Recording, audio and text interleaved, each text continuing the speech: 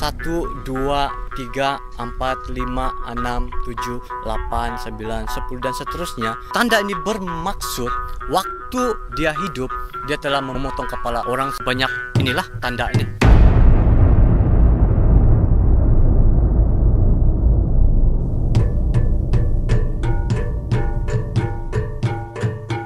Museum Community Pogunon ialah sebuah museum yang terletak di Kampung Pogunon, daerah Penampang, Sabah, Malaysia. Pogunon dinamakan sempena nama tumbuhan asli, yaitu Sorim Pogun. Ia juga bermaksud bekas atau jejak yang ditinggalkan karena mengikut sejarah pada zaman dahulu, kampung ini dilanda peperangan, lalu mereka melarikan diri ke dalam hutan. Namun, mereka kembali semula di kampung tersebut pada keesokan harinya.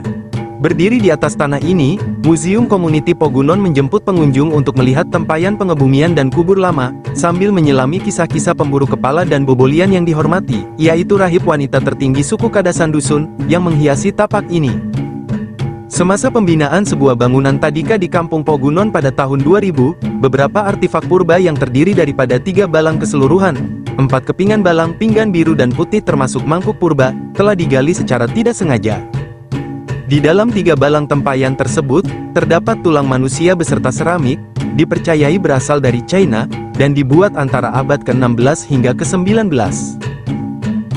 3 buah tempayan besar dengan sisa rangka manusia, dipamerkan di dalam museum kepada pengunjung, manakala beberapa tempayan lain yang ditemui di Pogunon, telah disimpan oleh Museum Sabah, karena kekangan ruang di Museum Community Pogunon.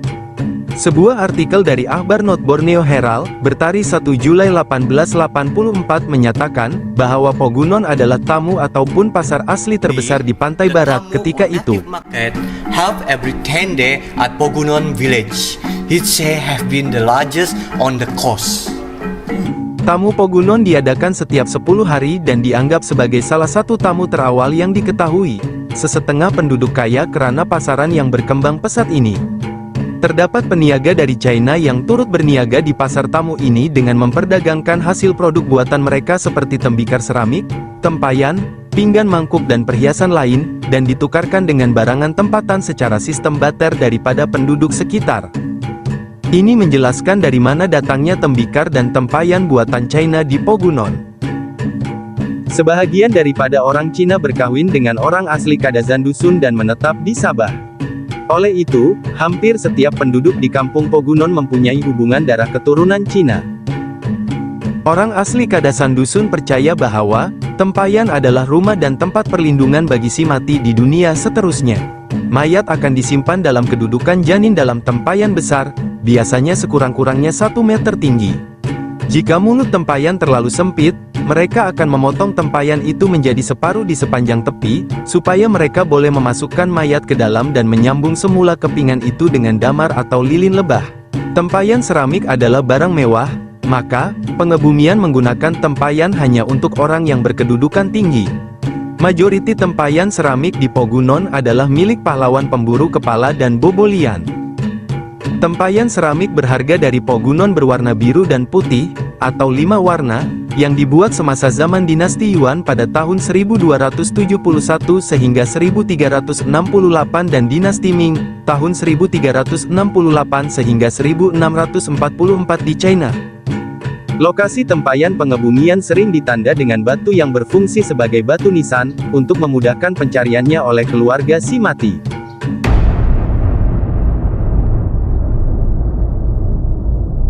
Amalan megalitik di Sabah wujud dari abad ke-15 hingga akhir abad ke-19. Dalam budaya megalitik Sabah, batu boleh menjadi kubur atau penanda wilayah, tugu peringatan, atau batu sumpah. Malah, nama Pinampang, daerah di mana Pogunon terletak, berasal daripada perkataan Kadasan, Pampang, yang bermaksud batu besar.